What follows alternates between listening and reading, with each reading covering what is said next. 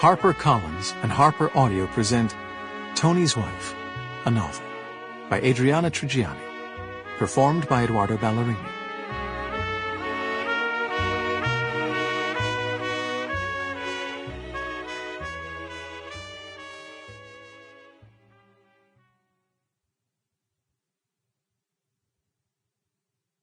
My World's Gone Topsy-Turvy. Lyrics by C.C. Donatelli. You can outrun it, deny it, or test it, but you'll never best it. Baby, that's love. You might want it, crave it, even need it, but you'll never beat it. Baby, that's love. Chorus. Even as I sing this song, my world's gone topsy-turvy. As the notes dip and soar, sugar, I think you're nervy. If you love me, you should claim me. Stop pretending and never blame me. Baby, don't you love me? Cupid stuck you and got you good, straight through the clouds from above. As if you could doubt it, and why would you big lug? Baby, that's love. Repeat chorus. Chapter 1. Christmas Eve, 1932.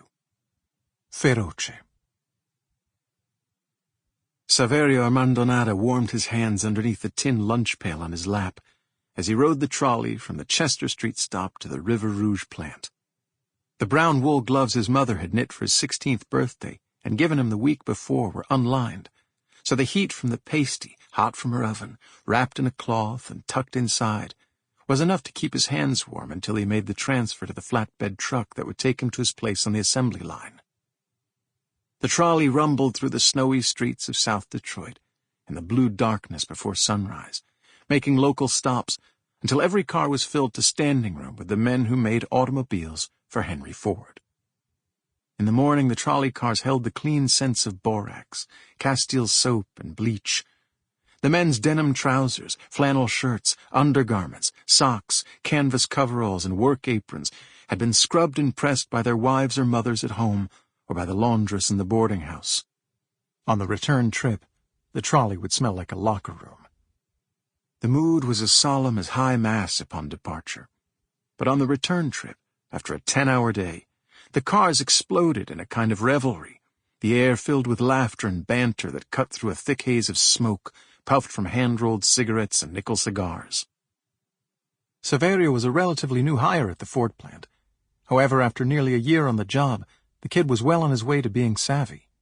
He could sort the tile makers from the steel cutters, the parts men from the iron ore miners, and the dock workers from the electricians. A stoop in the posture gave away the men who stoked the coke ovens. Hands stained by black metal filaments told the story of a tool and die man, while the glassmakers wore the mark of their craft on their faces with a permanent wrinkle etched on their foreheads, where the rubber rim of the goggles hugged their skin.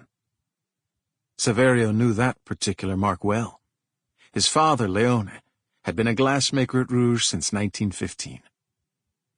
As Saverio could match the job to the man by his appearance, he also knew their skill sets by country. German immigrants assembled engines, while Yugoslavians had an affinity for installing them. Italians leaned toward woodworking and glassworks, and along with the Czechs, tool and die. The Poles handled steel bending, stoking the furnaces, and executing any operation with fire. Albanians worked the coke ovens. The Hungarians did heavy lifting, maintaining the conveyors and bridges. Irish were counted on for tasks on the line, including electrics, transmissions, radiators, hinging, soldering, and clipping. Upholstery, floorboards, and running boards were the domain of the Finnish, Norwegians, and Swedes. The operation of the riverfront, including shipping, delivery, and boat launches, was handled by the Greeks. The Turks and Lebanese tailored ragtops and small-scale interior installations.